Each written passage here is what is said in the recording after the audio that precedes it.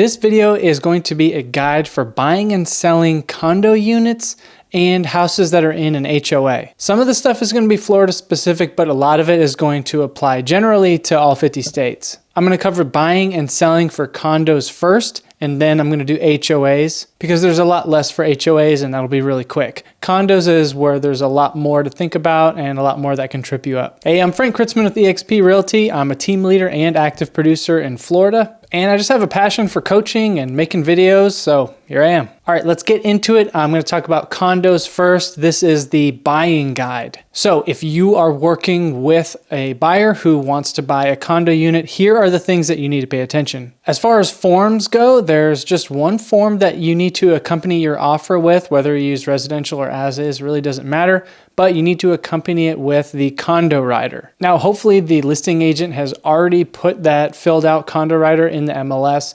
but if not, you'll just have to go and download it, input the monthly dues or quarterly dues or however they are assessed, and any upcoming special assessments if you know of any, or the listing agent and the seller are supposed to disclose them to you ideally. All right, next thing you want to think about with that condo is the condo warrantable? Which means, are the condos Fannie or Freddie backed and eligible for FHA or VA financing? Whether or not a condo is warrantable may also have an effect on the insurance that it's able to get. So make sure you check with that listing agent. If you can't just tell from the pictures or you can't tell with a quick Google search, ask that listing agent, is the condo warrantable? Now, there are a lot of different requirements that make a condominium non-warrantable or warrantable, but one of the major requirements that comes up a lot is that the condo can't have any bit of a hotel attached to it. So you might also hear this referred to as a condotel. If that is the case, then that means that the condo is not warrantable. You should also find out, does the condo association allow STRs or short-term rentals? Now, obviously this really depends on what your client is hoping to do with the condo long-term, but a lot of people right now are looking to buy condos to get in the short-term rental game.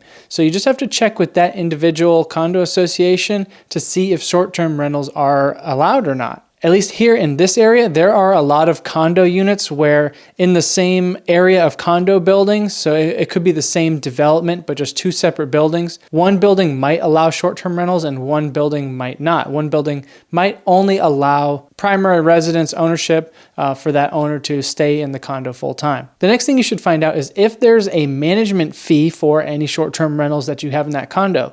Sometimes in certain condo units, they will actually charge like a commission or a fee for renting out that condo unit. So you just have to make sure you calculate that into your expenses if you're running a capitalization sheet for a buyer looking at a specific unit. You should also find out what's included with the monthly dues or annual dues or however they're set up. The other thing you should find out is if there's any upcoming special assessments that might affect the value. For example, maybe in a year they're getting ready to put a new roof on the building or something like that, and it would be a very large expense, or maybe like painting the outside of the building. That's something that could be a very large expense per individual condo owner. Things to look out for are like if a bunch of units go up for sale in one particular building, seemingly all of a sudden, or if there's some condo units all in one building that are sitting for a while.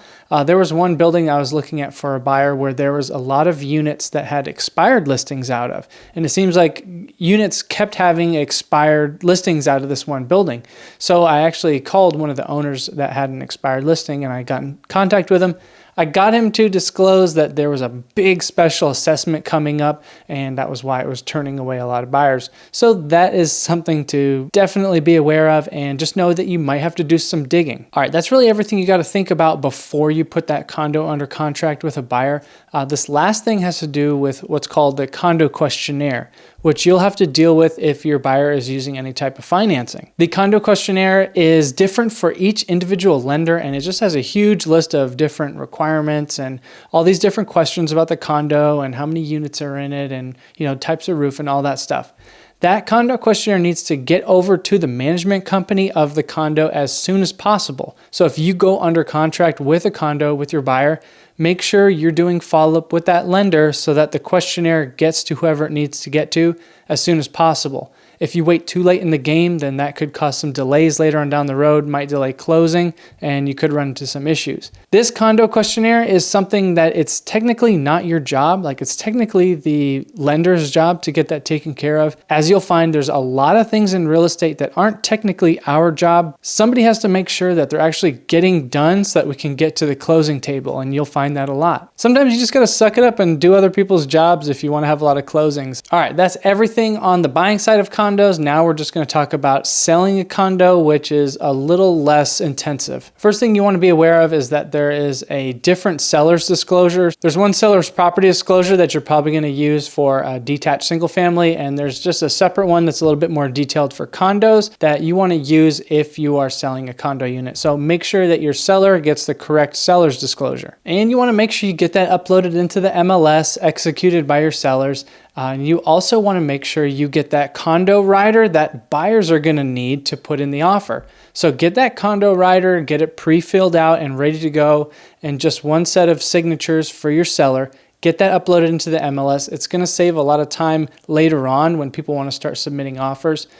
So yes, it's a little bit extra work up front, but I promise you it's going to save you time in the long run. Plus, it's very, very helpful from the buyer's perspective. If you already have all the forms ready to go, it could definitely instill some confidence in wanting to go with your property versus somebody else's. Some other notes for that condo listing in the MLS. I would also upload all of the condo rules and associations, the creation documents for the condo association, just any condo docs that would be helpful to your buyers so that they can just immediately get them.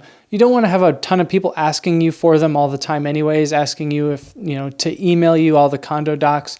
Just put them all in the listing ahead of time, and then you can just say, go download them off the MLS. If that seller was using the condo for any sort of short-term rental or anything like that, you want to upload some kind of sheet or some kind of evidence of income so that other people who are looking at that condo for an investment purpose, they can look at that income sheet and see what kind of income that condo unit was generating. If it's a good capitalization rate, it's going to be a huge selling point for that condo. And either in the description or in the agent notes, make sure you have not just a great description of the condo unit, but you want to have some kind of reason why that condo unit is better than all the other condo units. If there's 4 condo units for sale in the same building, you want to have some kind of reason why someone would choose that one over a different condo. Maybe it's something that you can't really tell from the pictures. It's convenience, it's a proximity to an elevator, something like that. Just make sure you have some kind of reasoning behind why someone would want to choose your condo. And the last thing I'll say about selling a condo, and this just goes into doing other people's jobs just to make sure that we have a closing. Very early on in that transaction, make sure you're following up with the buyer's lender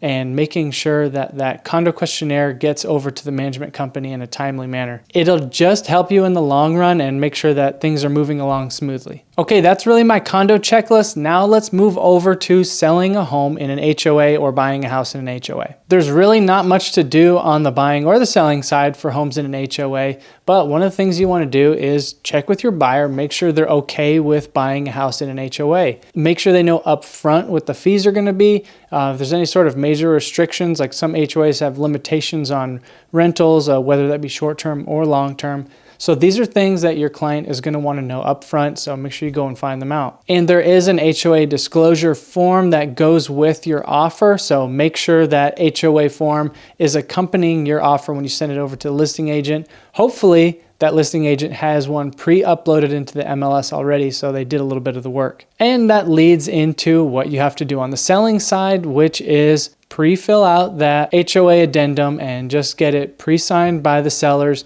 Put it in the MLS, so you just have to do it one time and don't have to do it every time somebody wants to submit an offer. It would also be very helpful if you can go and get the HOA rules and upload them into the MLS as well, because it's just annoying when you have a bunch of buyer's agents texting you and asking you for the HOA docs and sending them to their emails. Make sure they're up in the MLS first. Again, it's a little bit of more work up front, but is going to save you time in the long run. No matter what your production level is, and if you have a system for anything, you should be thinking, you know, if I had 10 times this level of production, would I be able to continue with this same strategy? That's kind of the mentality I use when I'm thinking about processes and plans for my business. And a super awesome hack that I use for getting the HOA rules into the listing is I'll just look for another listing that's up for sale in that same neighborhood, and I'll just download the HOA rules from theirs. All right, I hope that was helpful for you. If it was, make sure you press like. And if you have any questions, make sure you put them down in the comments, and I'll do my best to answer them.